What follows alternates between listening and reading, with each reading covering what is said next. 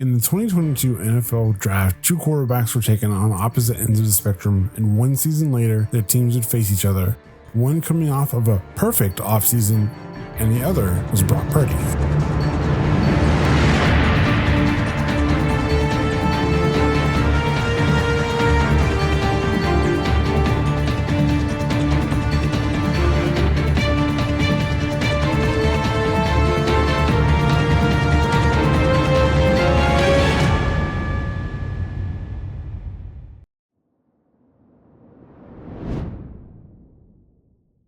Perception versus reality. It's an old adage that has since become a meme, but I feel like it's also perfect to describe the journey of our underdogs so far. And that was on full display when it came to the first game the Niners would play to start their 2023 season. In the first season of this series, I took you through the journey of Brock Purdy's first NFL season through the eyes of someone who was becoming a football fan for the first time. Me. I wasn't tainted by what the media wanted me to see or what they wanted me to think. I simply saw a player who was finally given a chance to show what he could do after being picked last in the draft. Coming into his first complete season though, this time I was following along with him and what everyone else was saying about him. And so I thought, that's how I'm going to present season 2. We're going to be taking a look at what Purdy was doing on the field versus what the media and other people were saying about him, and see what did match up and what was questionable. And I think it's fitting that we begin with this game because, as I mentioned last episode, the Niners were facing the Steelers. And in the 2022 draft, the same draft that Purdy was taken in,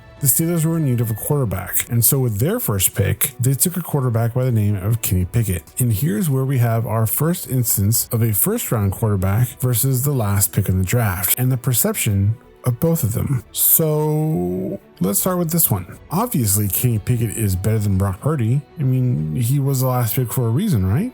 But if you were to compare Pickett's first NFL season with Purdy's, you would see that despite playing in 7 more games than Purdy did, Purdy came out looking a lot different than Pickett. Let's start with touchdowns and interceptions. In 13 games, Pickett had 7 passing touchdowns to 9 interceptions, while Purdy, who only played in 7 games, and yes, I'm going to count that KC game because he did throw the ball at least 4 times, had 13 passing touchdowns to only 4 interceptions. And if you want to throw in rushing touchdowns, then we can bump Pickett up to 10 and Purdy up to 14. Now, I know exactly what you're going to say. Pickett wasn't drafted into the best situation like Purdy was. Except one thing I don't hear people mention really ever when talking about Purdy's situation is this. Purdy wasn't a starting quarterback when he was drafted. Not only was he not allowed to have reps with the starters, he barely got reps with the backups. I mean, he did get reps, but with the scout team, the practice squad, he literally had to take what he himself called mental reps because of the amount of practice time he got. Now, that was eased a bit when he became the backup, but that still didn't afford him enough time with the starters to make any meaningful impact. And yet, when he took over as a starter, the team didn't skip a beat. And I know what you're going to say to that. The Niners had the best skill position roster in the NFL, except no,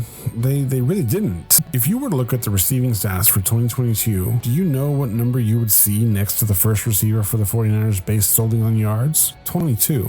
Brandon Ayuk only had 1,015 yards. Number 1 had 1,809. Fine. What about the next 49er? 20 spots later, you'd have George Kittle at 42. See, George Kittle only had 765 yards, followed by McCaffrey at 45 with 741. This was followed by Deebo Samuel at number 58 with 632. And just to round out the list, Juwan Jennings came in at 111 with 416. So let's put that into perspective. Combined, Brandon Ayuk and Deebo Samuel had 1,647 yards. That's good for 2. Meanwhile, as I mentioned before, number 1 had 1,809 and number 2 had 1,710. So Justin Jefferson and Tyreek Hill proved that they were the best receivers in the league. And before you tell me that George Kittle made up the difference, there were 4 tight ends that had better receiving yards than he did. But of course, that's just receiving because I know the next argument, and it can really be summed up in only 3 letters. CMC. And you know what? Yeah, he was phenomenal. He was the best running back in the... Now, according to this, his numbers would indicate that he was only the 8th best running back in the league. Surely that must be wrong because the media was telling me the entire time that he was the best. So this one actually might be a little tongue-in-cheek because Christian McCaffrey wasn't only a running threat, and if you actually take his combined stats into account, he actually might have been the best running back after his trade to San Francisco. But that really doesn't help my argument, so we're just going to move on from that. I don't want to sit here and rattle off stats though, because that would be boring, because I actually do understand what the media was trying to say. Individually, the players weren't lighting the world on fire, except for maybe Kittle and Christian McCaffrey. But together, yeah, they were probably the best roster in the NFL. But that really had to do with one major factor. Say what you want about him now, but in all honesty, Kyle Shanahan knows how to design a play to get his players open. All he needed was the right quarterback. Also, I know it may be an archaic stat, but passer rating is still used today to determine a good passing quarterback. And in all of 2022, Kenny Pickett's best passer rating was 90.9, while Purdy's worst passer rating was only 87.4, which happened in the playoffs against Dallas. Why do I bring this all up? Well, if you remember, in the intro, I mentioned that one of the quarterbacks playing had a perfect offseason, while the other one was Brock Purdy. Even though Kenny Pickett had only played 5 drives during the entire preseason, the team scored touchdowns on all 5 of them. With all of his passes from all of the preseason games combined, he achieved a passer rating of 158.3. In other words, he was perfect. And that gave Steelers fans hope for the game against San Francisco, especially given the fact that the other quarterback had a much different preseason experience. Many people weren't even sure if Purdy was even going to be ready for the preseason, and when he did play, his stats were less than spectacular. He was only ever able to achieve a passer rating of 69, and the media wasn't giving him a chance at all. And then the game happened. Let's start off with a player by the name of Patrick Peterson. Now, from what I've heard, he's most likely going to be going into the Hall of Fame, but that didn't stop him from predicting at least one interception on Purdy because of tells that he had observed in his film study. So we got that we're we're hugged up on our coverage and make sure that we have sound communication at all times, because there is some tell signs out there that tells us what plays we're going to get when those guys in certain situations. So wait a minute. So you got a little insight on just from your film study, telling signs on when they're gonna do certain things already? Oh, come on, Mac. You got your cheat code ready? Come on, Mac. You watched film before. I'm not gonna ask you to tell me what have you picked out of, okay? We don't know who was watching or who's listening, so we're gonna let that be. Before, Mac. Yeah. When I get my pick Sunday, we'll talk about it. That's what I like to hear. What do you see in Brock Purdy's game? So what do I see? Yeah. It's a very friendly quarterback system. I believe they do a great job of getting the football in their playmakers' hands in short grass, and those guys just do the rest after that. Not saying that he can't throw the ball down the field or make those big throws. It's just something we just haven't seen on tape. So it just looked like he's comfortable with what Kyle calls. And it's been a lot of screens, a lot of mixed direction plays, a lot of drag and over routes. And the receivers, the pass catchers, once they get the ball in their hands, those are the guys who's making the hay after. And when the game happened, both of Purdy's 2 touchdown passes were on Patrick Peterson. I believe they do a great job of getting the football in their playmakers' hands in short grass, and those guys just do the rest after that. Not saying that he can't throw the ball down the field or make those big throws. It's just something we just haven't seen on tape. You mentioned during the week that you thought that there were some tells in their offense. Did they ditch those? It was there. I had an opportunity to hit 2 bigs. I just didn't grab it in. But credit to those guys. Those guys did a great job of sticking to their game plan and really get into their identity, which is run the football, mix directions, get those bang aids, hit those deep stops.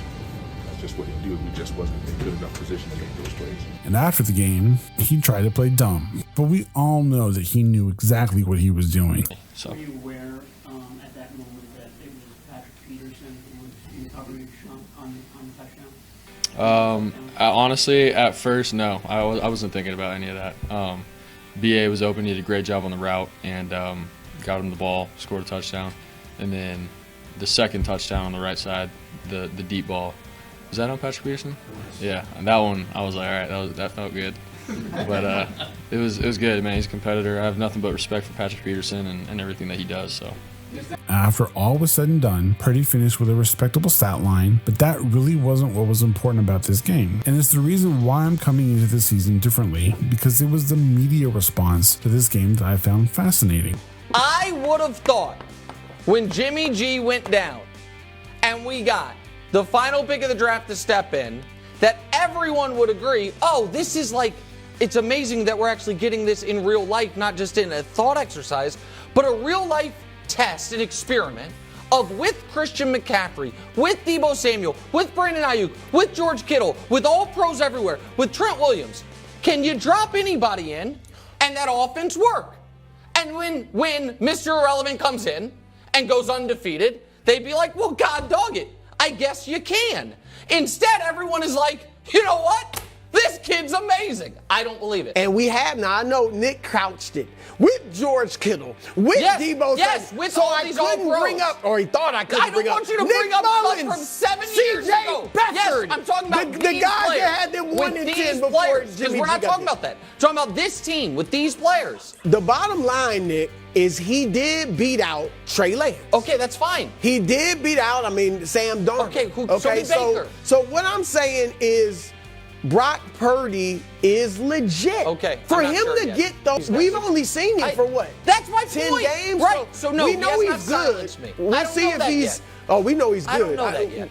So Dak Prescott can lead the league in interceptions. Dak Prescott's been in the league for 7 years. He has a 49-yard been season. as far as this a kid. 37.